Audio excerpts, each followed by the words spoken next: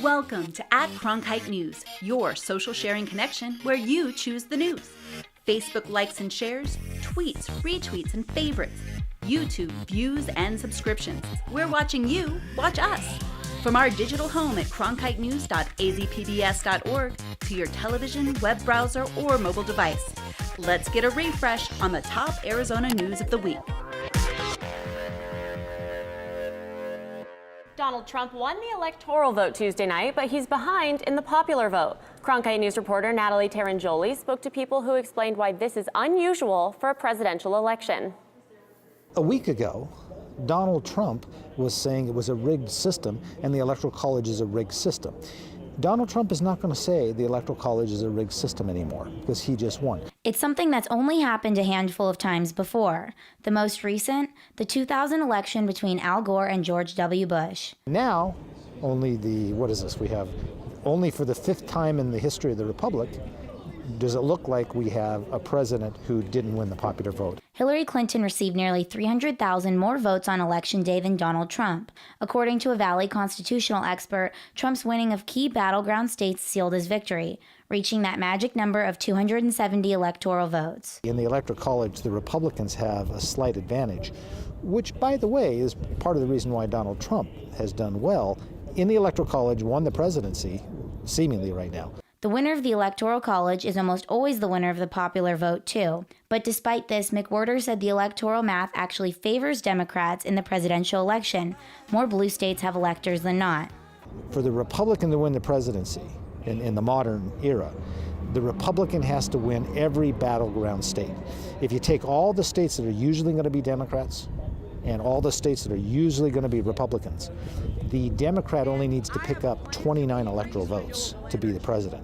The Republican has to win every single battleground, and Donald Trump won every single battleground state. Compared to the 2012 election, both candidates this year actually received less votes. An ASU professor said if more Democrats came out to vote this year, Clinton might have won the electoral vote and the presidency. Turnout, despite all the pictures of people lining up at the polls, turnout actually went down. And so just over 1 out of 2 Americans voted, period, during this election. Simpson and McWhorter said it's not likely that the Electoral College would be changed, as it's usually just talked about every 4 years. In Phoenix, Natalie Tarangoli, Cronkite News. Many immigrant families are still in fear of deportation, even after President-elect Donald Trump steps back from parts of his original immigration policy, which talked of mass deportations. Cronkite News reporter Alicia Gonzalez found out why some say they will never feel at ease. I attended an open mic and prayer vigil hosted by Promise Arizona last night. Their leader said she just wanted to get a feel for how the community was feeling after the election. Many said it's in God's hands now, but they're scared they're going to see nationwide anti-immigration laws. Because when a person says that, he tries to go back and says he didn't say it. I don't fall for that, you know. Julio Talamantes has been living in the United States since he was 3 years old. He and others say they're having a hard time forgetting Trump's initial immigration plan. He said that, are they going to come for me? And so that was just very painful for me to hear, that how can you live like that, go to sleep and know that in the morning maybe family members won't be there. Angelica Bernabe is a U.S. citizen, but she says she has many friends, cousins, and teachers who are on the DACA program. She fears it won't be long until they're gone. Having them with that much joy, the support that they pour into us, it's really special, and I feel that that's going to fall apart with everything that's happening. But Speaker of the House, Paul Ryan, tried to assure the American people that deportation is not Trump's focus. We believe an enforcement bill, a border security enforcement bill, is really the first priority, and that's what we're focused on. We are not planning on erecting a deportation force. Donald Trump's not planning on that. Bernabe says no matter what she hears now, she doesn't have much hope after listening to Trump's campaign for months. People that are stable here, I've had comments about it. Don't worry about it. Maybe it's going to change this country. Maybe it's for good. I just want them to be in our shoes. I want those people to think about 6 months going without their kids. Promise Arizona program director said they are going to continue to build up the community and keep Trump accountable for the next 4 years. In the broadcast center, Alicia Gonzalez, Cronkite News. There's an opening at the top of the Republican Party, and one Arizona leader wants the job. Republican National Committee Chairman Reince Priebus was named Trump's chief of staff. Cronkite News reporter Claire Caulfield is live in D.C. with what this means for Arizona's Republican Party.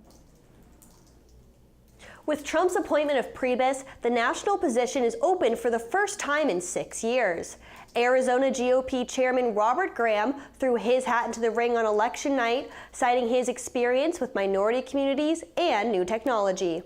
One political consultant I spoke to said, "His record speaks for itself, and that's why so many people have been encouraging Robert to run. He's built many inroads in the Native American community and kept the Arizona Republican Party stable through a very challenging time." But Trump is known for picking those he's already worked with. Published reports indicate Trump might tap his deputy campaign manager, David Bossie, or Ronna Romney McDaniel, Michigan GOP chairman and former nominee Mitt Romney's niece. Live in Washington, D.C., Claire Caulfield, Cronkite News. Graham says some conservatives are scared about how the Trump administration will run, but tensions will be eased after appointments are finalized. There's a woman named Kay Carroll Jones who's in charge of the transition for for Mr. Trump. And then Hillary Clinton has a person that's been over that transition as well.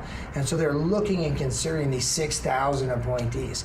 And she's made public comments to other people saying that a lot of those comments about bigotry and things like that will change immediately when people start to see his appointment. So.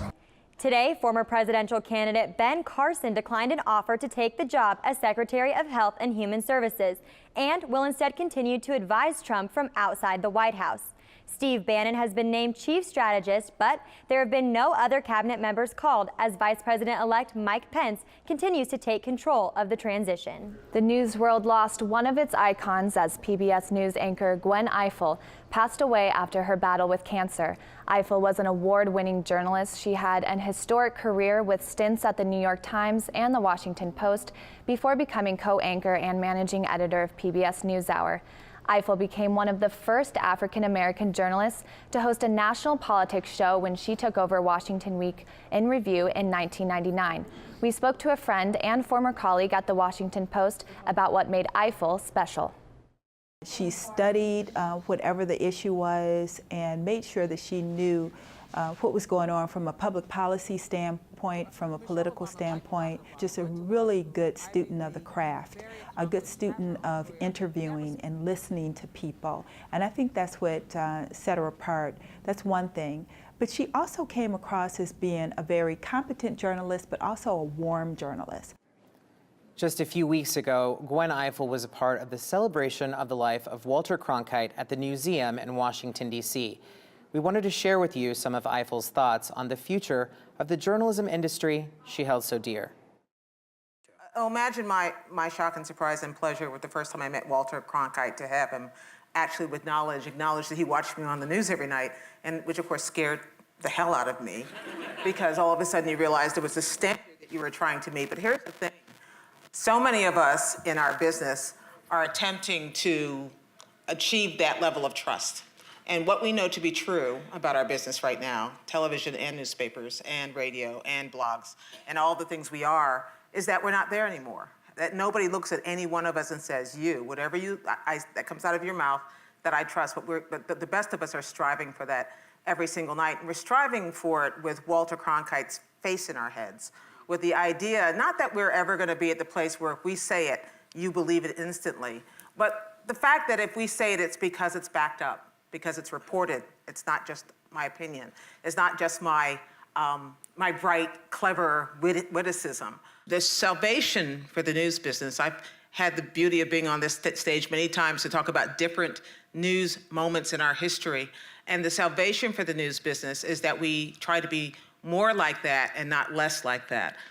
There's, as you know, an entire swath of the news business which doesn't understand what that means, which doesn't understand that telling a story and who tells the story and what voices you hear and the kinds of voices you hear is as important as what comes out of the anchor's mouth or comes out of the reporter's mouth. And my goal, I'm involved with a group called the News Literacy Project, which is going into high schools and trying to tell people, train young people in what to hear or what to believe. And I think that that's our goal for the next generation, not only of journalists, but also of news consumers, for getting their information from so many places. And I think Walter would be proud of that approach to how we cover the news.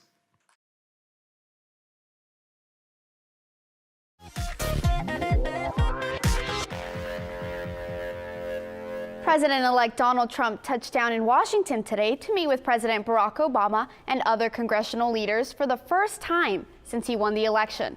Reporter Sabella Scalisa is live in front of the White House to tell us what's going on in our nation's capital. Yes, I'm in front of the White House where the president-elect's meeting with the president comes as protesters and supporters have been gathering in the wake of the election. The meeting comes with a long history, beginning with Trump's campaign questioning Obama's birth certificate and continuing with their bitter presidential election. But this was the first time the two men have met face to face. President Obama said the two talked about organization of the White House, foreign policy, and domestic policy. He said his new priority is to facilitate a transition to ensure that Trump is successful. I believe that it is important for all of us, regardless of party and regardless of political preferences, to now come together, work together to deal with the many challenges that we face. Trump said originally the meeting was supposed to be very brief. The meeting lasted for almost an hour and a half, and it could have, as far as I'm concerned, it could have gone on for a lot longer. We really, we discussed a lot of different situations, some wonderful and some difficulties. I very much look forward to dealing with the president in the future, including counsel. Trump continued his Washington meetings, heading from the White House to the Capitol to sit down with Speaker of the House Paul Ryan and with Senate Majority Leader Mitch McConnell. While official White House is extending an olive branch, Arizona lawmakers, too, are showing support. Even Senator Jeff Flake, who originally came out against Trump in the campaign, he tweeted out that he is looking forward to working with the 45th president. Live in front of the White House, Sabella Scalisa, Cronkite News. There's been a lot of focus on the presidential transition, but the newly elected members of Congress have their own transition to make. Cronkite News reporter Claire Caulfield was at the new House member orientation in Washington, D.C. Newly elected members of the House of Representatives have a very busy week ahead of freshman orientation. Members from all over the country flew in today to get their parking space, handbook, and their bearings at the nation's capital. Arizona has 2 freshman members in the House of Representatives, and they have a busy couple of weeks before the 115th Congress begins. New members have to learn the rules, hire staff, set up offices, and meet with their 535 colleagues. It's going to be acclimating yourself to that changing environment and networking with people and collaborating with people. It's going to be a different environment, but a friendly environment, I hope. Republican Andy Biggs, the other freshman Arizonan, said so far everyone has been very friendly and cordial, although he noted no votes have been cast yet. Members of the 115th Congress have a lot on their plate, but not until they get their class photos taken tomorrow. In Washington, D.C., Claire Caulfield, Cronkite News. After 24 years as Maricopa County Sheriff, the people voted, and come next year, Joe Arpaio will no longer hold the position as a self-proclaimed America's toughest sheriff. Reporter Joey Carrera sat down with Sheriff Arpaio to talk about his time as sheriff and what the future holds. It was a somber mood in Joe Arpaio's office, but he says he's a sheriff for the people, and the people have spoken. I was sad in a way because I have so many phone calls from around the nation, even people crying, and that tugs at my heart. Before he was Maricopa County Sheriff, Joe Arpaio's law enforcement career spanned not only decades, but continents. Now that he's no longer sheriff, he's been listed as a contender for a Homeland Security position. I'm not going to go around, play around and say, yeah, I want to be Homeland Security. And I don't know. Nobody's called me yet. and there's a rumor going around, I think in Washington or whatever.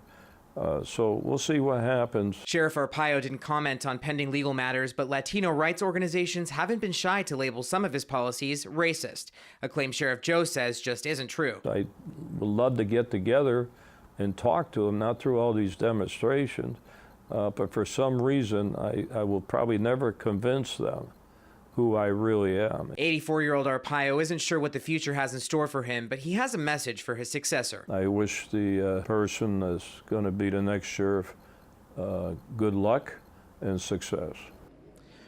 Arpaio attributes his success to being surrounded by good people. Live in downtown, Joey Carrera, Cronkite News.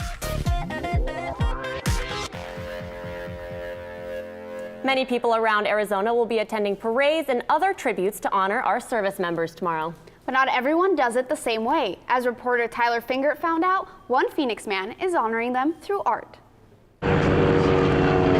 When you look into the sky, it's hard to spot.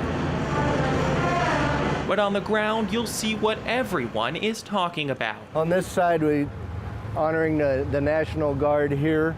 A plane that's one part metal and one part art. My favorite painting on the plane is probably Chesty Puller from the Marines. That's Rodney Gerald, and this is his plane.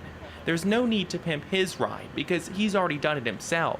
Here we've got our Navy side. If you take a walk around the single-engine Vans RV-10, you'll notice something. All of it, in one form or another, is honoring our heroes. I always felt like the guys aren't getting enough respect and have never gotten enough respect. While Rodney didn't serve in the military, this plane is his way of honoring them. It features people from all branches of the military, including Arizona's Pat Tillman. At October's Copper State Flying in Mesa, Rodney showed off his pride and joy. Last year, he flew away with the competition's top honors. This is my favorite spot right here. Most who stop and look leave with little more than a picture. But for those who've served, like Rodney's friend Tim Clark, it gives them a chance to look back and reflect on their service to this nation. I don't think words can sum it up. I mean, from the Tomb of Unknown Soldiers on the hood to each branch it's just amazing. And Tim feels the same way about honoring our vets, so he joins Rodney at many of these fly-ins to help him put our struggle for freedom on full display. It's just been an incredible relationship. He's so generous to do all this for veterans. Even though he didn't serve in the military, he's given back. He's a true patriot. The stars are kind of falling until they get to the flag. A true patriot with a message worth sharing that many would agree with. We wouldn't have a country without the military. We owe them a big debt. Here's an individual that's gone out of his way, created and built a living display. It's a work of art, and I hope it stays for generations to come. I've had some tearful moments, lots of hugs from the veterans that they thank me for coming out and actually just showing people what they've been through. A history lesson in time, forever imprinted on a plane to make sure we never forget where we came from and where we're going. In Mesa, Tyler Fingert, Cronkite News. Rodney flies around the country showing off the plane. This weekend, he'll be at an air show in Las Vegas, where he hopes to meet the only living service member who's featured on the plane.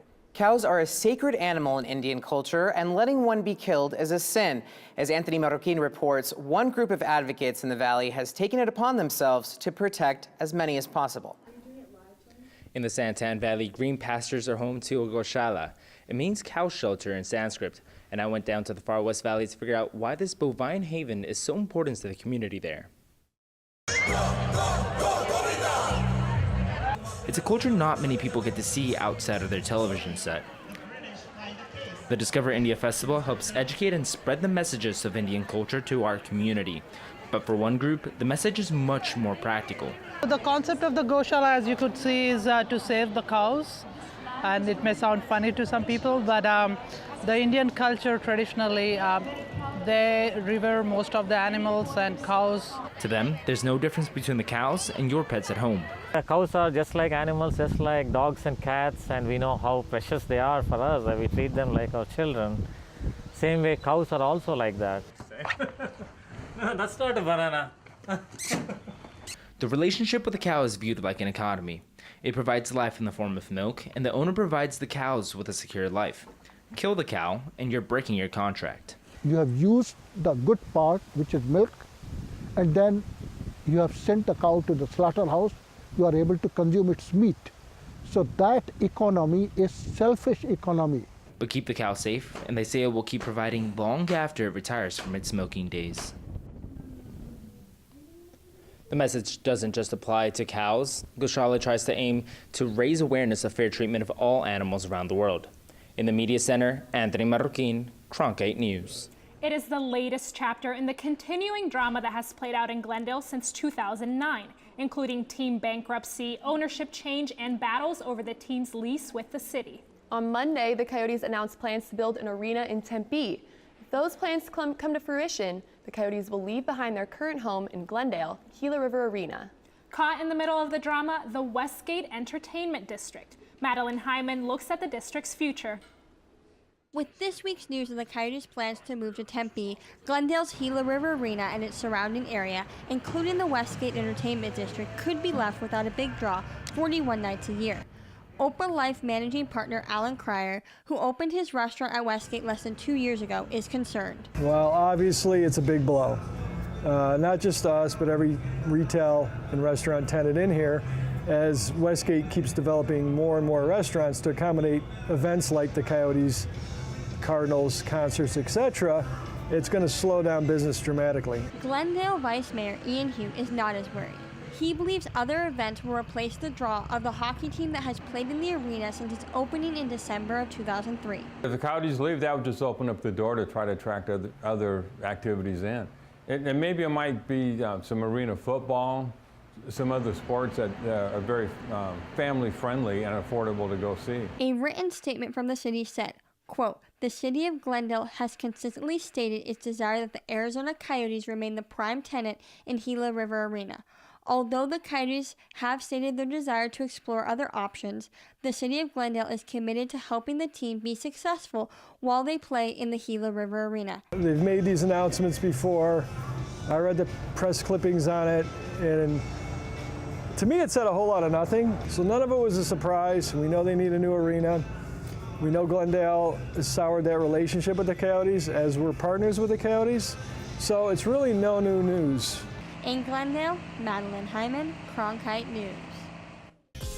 Now, here's an @Cronkite News Pick of the Week, a favorite from the Cronkite News staff. Many immigrate to the United States in search of something more, and one West Valley family of farmers hasn't wasted the opportunity. Reporter Adriana de Alba traced their roots deep into Mexico to find out how heritage plays an important role in the family business. Some call it farming.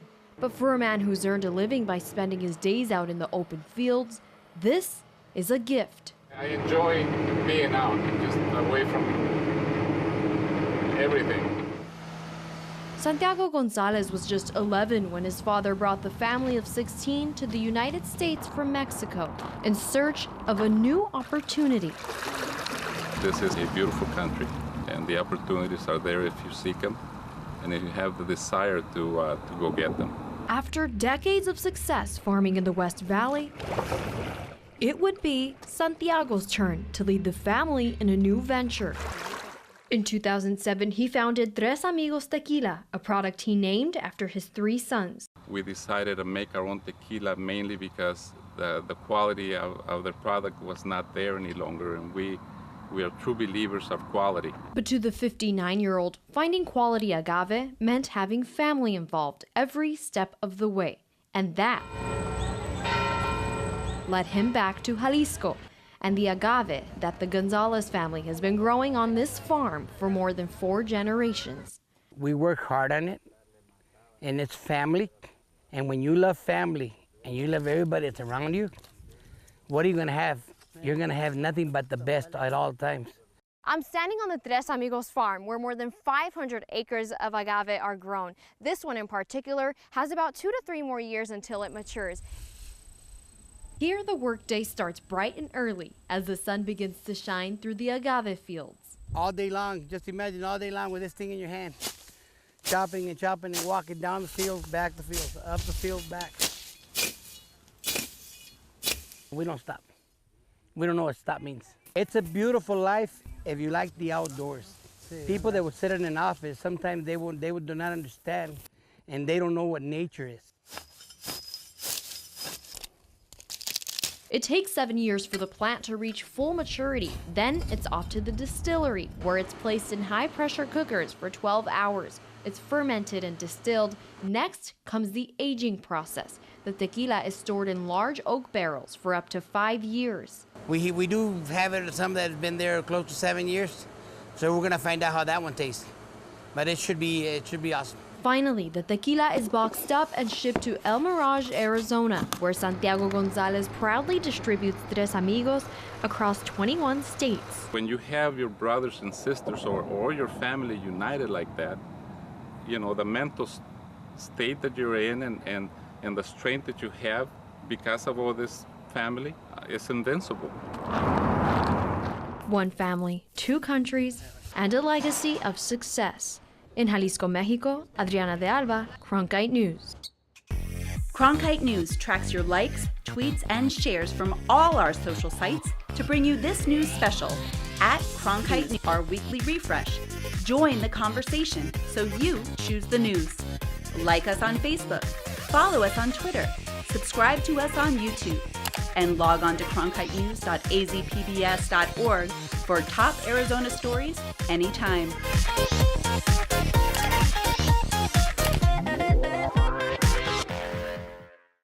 Explore new ideas and new worlds here on Arizona PBS, a community service of Arizona State University.